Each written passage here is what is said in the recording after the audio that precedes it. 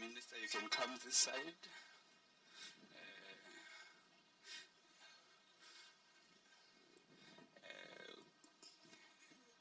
Greetings to the leadership. I will give over the microphone to the CEO. Minister, we have a good turnout of the media today. We are going to do a walkabout from this location up until the bridge. So I will give over to the CEO to get the project manager to explain what is happening here, and from here to the bridge. Yeah, good morning, Honorable Minister. Always a pleasure to host you at one of our construction sites to showcase the work that you mandate as a son. Implementation agent. Of course,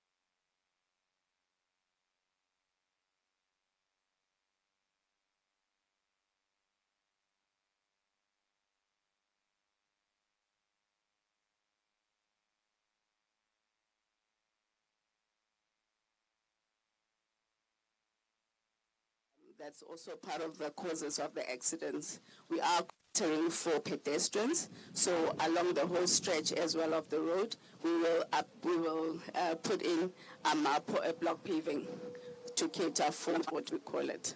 So yeah, I think we can proceed then to the bridge just to inspect what's happening there. Thank you. You can be talking, of course. Yeah, you can talk as we go down. You can also mention the fact that the double carriageway. Yeah. So we're working now on a recently surfaced portion of the road. As you can see, we've got the black stuff. We call it asphalt. So they've recently surfaced that. So we are progressing as and when the base, we call it, is available and ready to be surfaced. Currently, the road is one lane in both directions, and the upgrade entails us opening up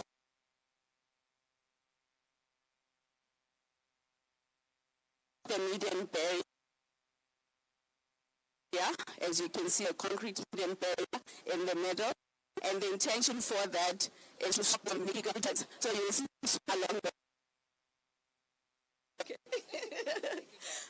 we've got what we call roundabouts. So our roundabouts are also assisting as a calming, traffic calming measure. And then we also have some intersections that are, okay.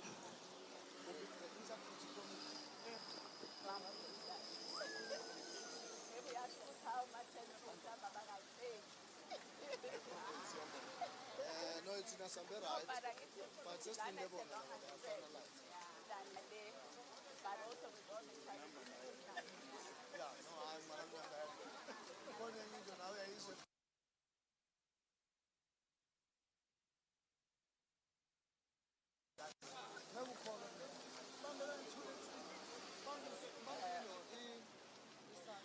no, I'll just appeal to the crowd just to be safe. Please, wearing a hard hat, you're not going to be allowed to go down to the bridge site. So just make sure you've got your proper PPE on and not go too close also to the river. So just adhere to all the road signs and that we've got there. Okay? What do I say?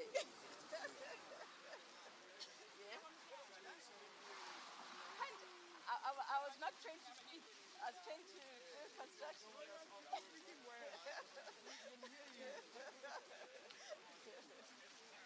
And you are live on social media. Oh my gosh.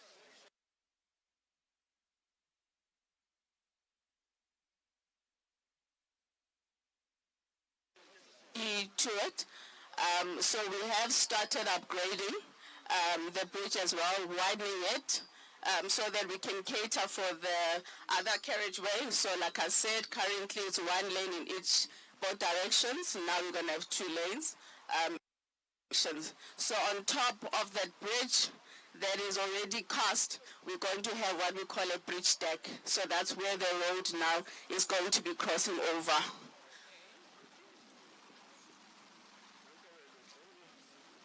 I've just heard, Minister, some wonderful news. The aggregate that is here is supplied by this gentleman. He pulled me aside to say, you see, this aggregate is from my mine. I've monopolized the supply here. Yes, I'm the only one. You are the only one here. Okay. All right. No, thank you, sir. Very proud of that. No, thank you very much. You're doing us well. I hope you are also employing some youth and women in your mind. Okay. That's what we like to hear. Thank you, sir.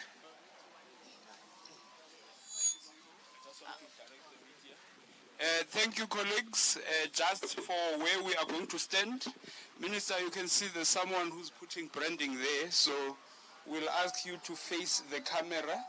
We'll stand there, and I will ask that most of us remain behind the camera. Minister, the mayor, and the Sandra executive can go over there. Minister, you can come this side. Yeah, I will just ask everyone to remain this side.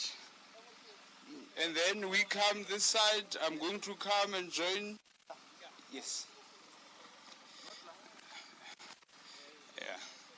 Thank you. I will go give back to the project manager. Thank you. I'm not going to talk much to the bridge. I think we've already done that. So we don't want to be too technical. So we've got what we call wing walls that have been built already. So what you are seeing there, it's a lot of scaffolding that's supporting the concrete works that's been done. So we are busy casting. As soon as we are done, then we complete on the left-hand side. So the intention is to build the road on the right-hand side, complete that. Once we are done, we start moving over. You would have noticed as we were driving that already in some sections we're driving on the right-hand side already. That has been completed. I think maybe one of the major things that we can talk to as well is the environmental impact that we had to adhere to. during whilst we're busy building the road. We needed to make sure that the water course is not disturbed as much as possible. So there are those other legislative things that we need to adhere to as well. The river is flowing there. Yes. Yeah, no, we couldn't stop the river from flowing. Yeah. They can't see.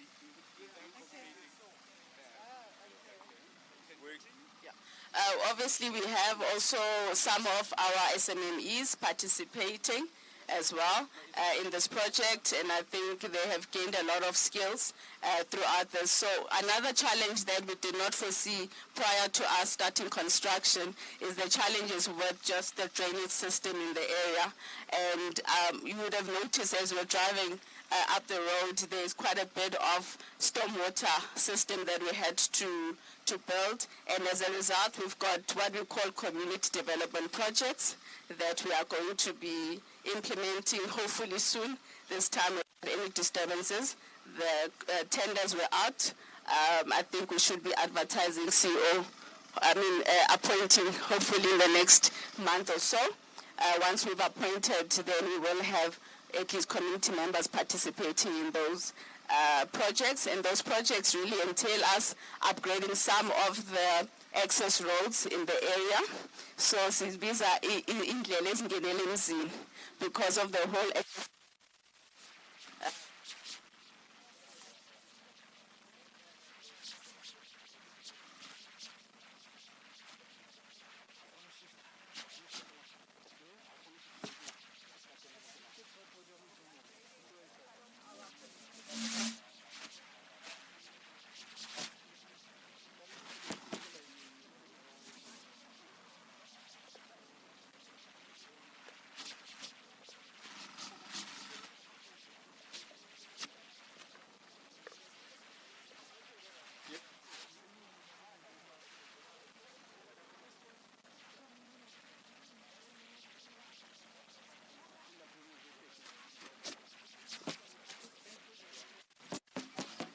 What is it?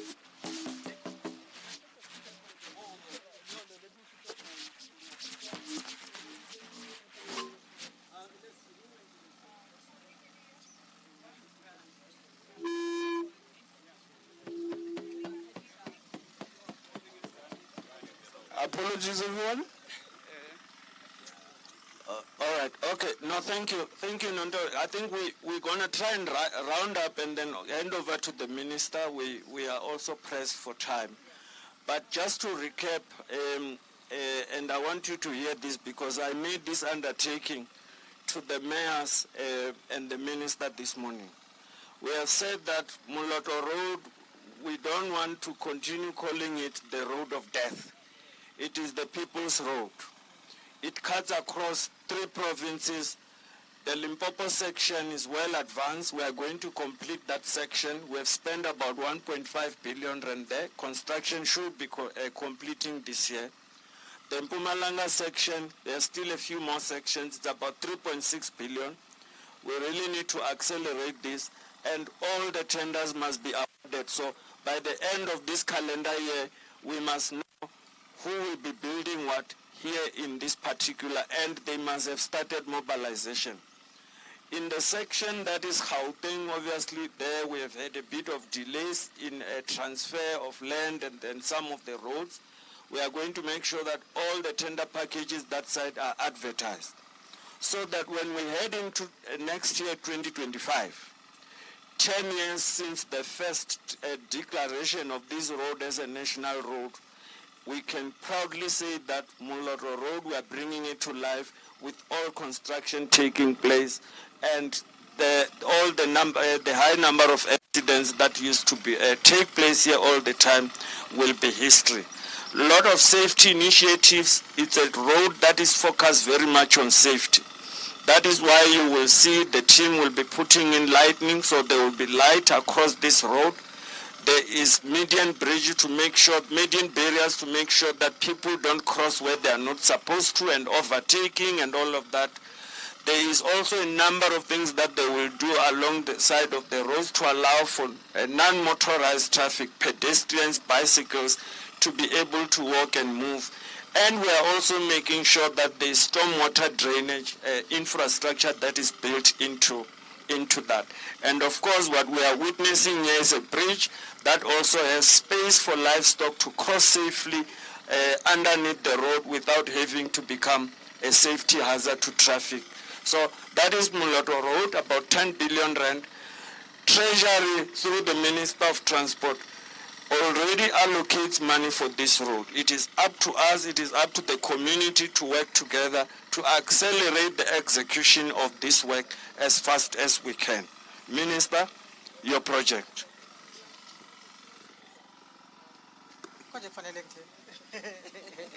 No, thank you very much, CEO, and thank you, Sisi, for taking us through. Let me acknowledge the presence of the traditional leadership, the mayors, executive mayors from Krisani and from JS Moroka, councillors that are here, the chairperson of the board of Sanral, CEO, and members, and TTG Hlabisa from the Department of Transport, the media, and everyone who is here. Thank you for joining us. You will know that the President announced the Economic Reconstruction and Recovery Plan. And at the center of this plan was and is the infrastructure development. And in our case, when we talk about infrastructure, we actually refer to road infrastructure, rail infrastructure, aviation for that matter infrastructure, which we'll also be announcing during the course of this week as to what we're doing in our airports. So, and when we talk about that infrastructure development, we actually mean projects such as this. And that is why we have taken time to come and see as to whether there is progress, particularly on this one road.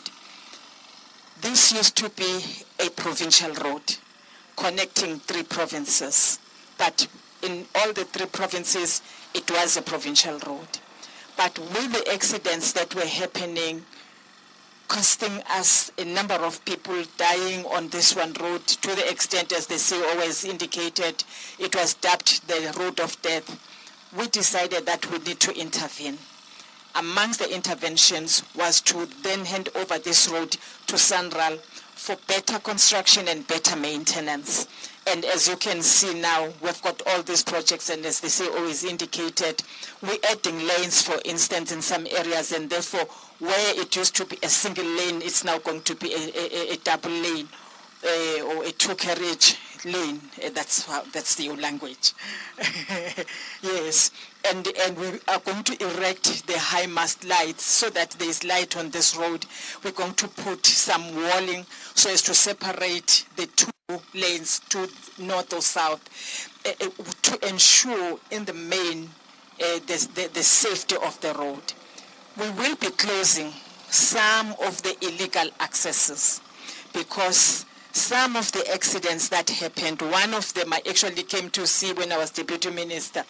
You could just tell, even if you're not an engineer, that the cause of this accident is actually the design, the access that is on a wrong place and wrong area. And we will therefore have to close those so that we take into account the safety of our people. So that is going to happen as part of this project. We are very happy that there's progress. We beg all of us here to support such projects. There's no space for mafias here, none whatsoever. We report this to the Minister of Police because for us it's criminality and nothing less, nothing more. It creates a number of job opportunities, lot of skills, women, young people, some of the engineers that could not graduate, they get experience here, and therefore they're able to graduate. So there's a lot that we benefit out of projects such as this. But what also is pleasing is to see a young lady like this one being the project manager. And what we are seeing here is real engineering excellence that we have in South Africa. We don't have to import anyone. We use our engineers, and this is what they are producing. Myself as an ordinary South African, you look at this, you think it can't be done by a person.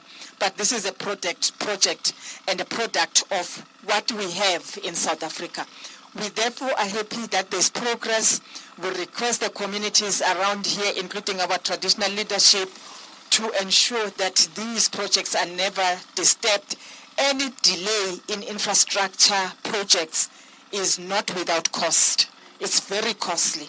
And that is why when we say a project will live for so many months or years, it's important that we stick to that so that we cut out any other unnecessary cost that goes with delays. Of course, others, it might be because of things that we can't avoid, weather and so on and so forth. But any other delay should never be caused by us. Probably, if there are challenges, we are ready to take and deal with those challenges without impacting on the project itself. So we're very happy. I'm impressed. I drove on this road from Pretoria. I could actually see that Sanral is now managing this road. Actually, we always say you keep your good roads good. Nothing less than good for Sanral roads, because road infrastructure brings investment. It enables us to access areas of economy, towns, schools, health institutions, and so on. So it's important that we maintain this at the highest level and we ensure that our people are able to benefit out of that. With this road properly constructed and maintained, I can tell you there will be investors that will want to come and invest in this area because it will be easy for them to invest the area. So this is what we are doing here today. We talk about, the CEO is actually talking about the job opportunities that have been created here. But that is only here. But the material that they are using means that some way, somebody who must actually give us or provide us that in material must also employ people. So there's quite a lot that happens here, but that happens somewhere. The cement that you're going to use here, somebody must be responsible for the packaging of that, somewhere where we don't even know, and for that to supply us with that material. So we're very happy that these projects, they do create even permanent jobs. Here but elsewhere. They do create skills. They do provide opportunities to our young engineers. If I was an engineer and being involved in the construction of this road, for the rest of my life, I will tell my children to say, I actually constructed this bridge, and it's me and together with other people. And that we're therefore making history for some of our engineers in South Africa, young engineers in South Africa. She's a project manager. She will always refer to herself as the manager of this. She'll tell her grandchildren, even when she's very old, to say, that bridge, come and see what I did and what I managed and the success of that. We're happy to see, and the CEO said, we're actually elevating this bridge, and so as to allow the flow of water under the bridge. And I think that is also important. We have seen in KZN, for instance, during the floods, that some of the bridges were actually damaged because of their height. And I think we've taken note of that, and that is why we are elevating them, so that despite whatever happens underneath, whether there are floods, and therefore we take into account the issues of climate change as we construct our bridges.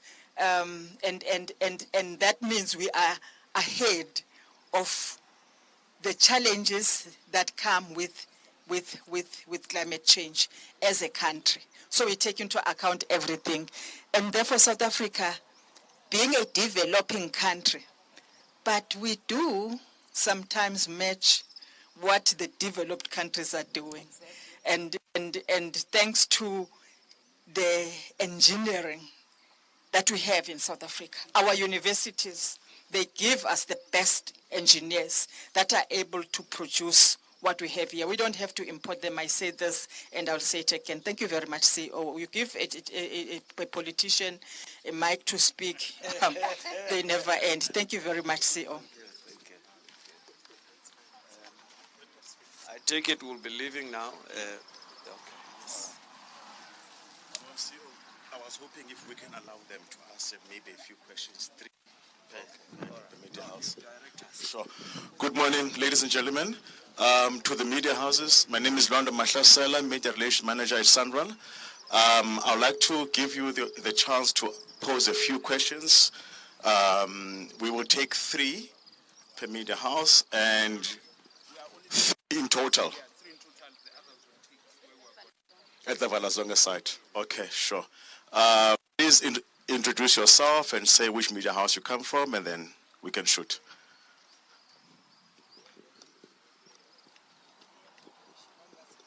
Any questions? Hi, Minister. Zola Sholwana from Newsroom Africa. I just wanted to know if you, I'm not sure if I'm asking the right person, but the relevant person will respond to this. Do you maybe have an estimated time of the completion of this project, the road and the bridge? Minister, good morning. Puleli Treaty Jones from ENCA. You spoke about how this will create investment as well, but one would like to ask about the state of the roads. What is being done about the proliferation of trucks on the roads, particularly because we see that there's a bit of a decay in rail infrastructure, and we're seeing more and more trucks using the roads as well, and amounting to some of the damage that is caused on the roads as well. What has been done to regulate this, and how are trucking companies being held to account? Thank you.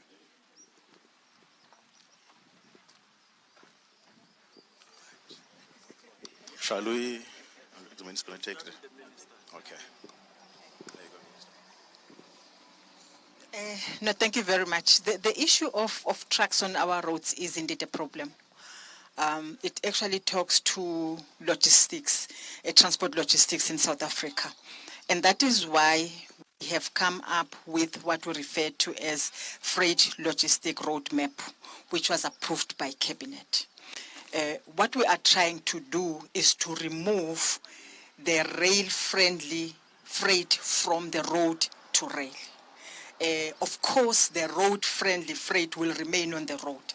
And that is why, for some who say when we do that, we might reduce jobs for the truckers and so on, it's not going to happen.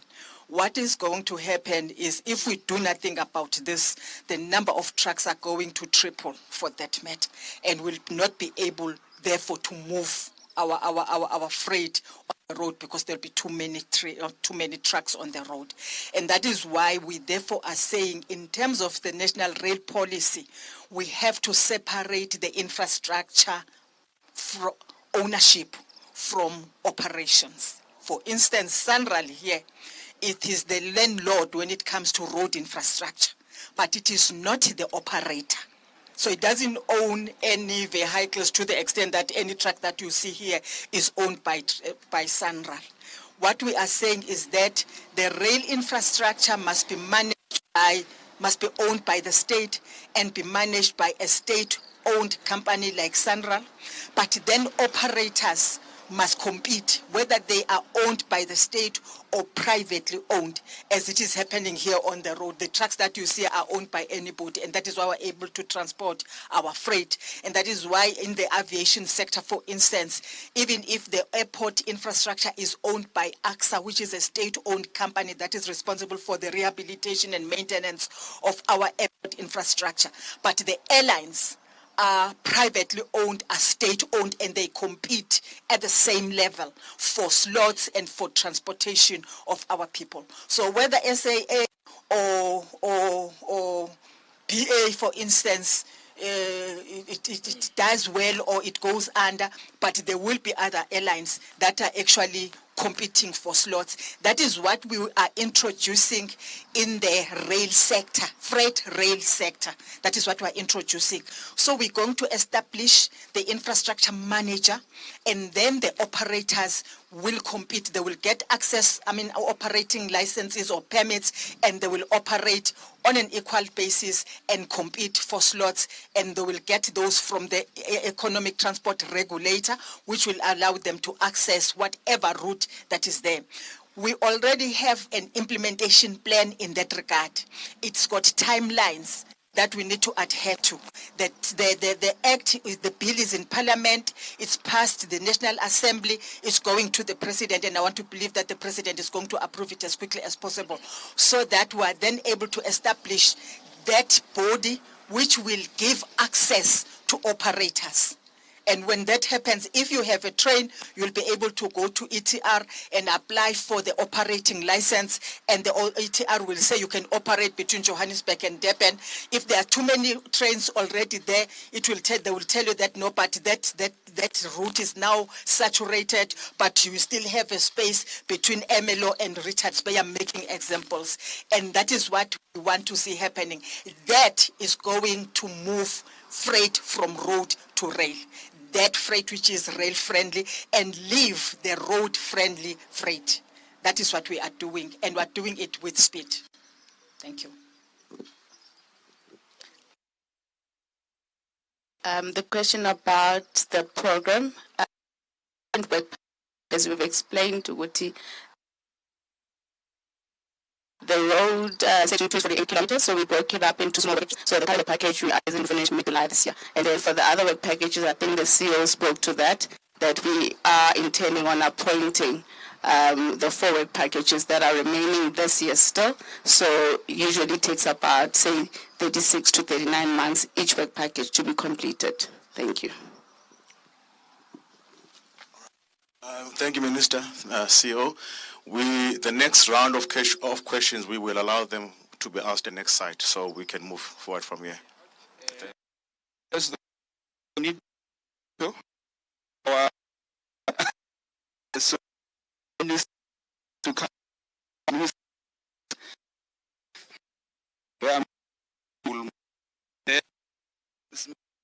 No, and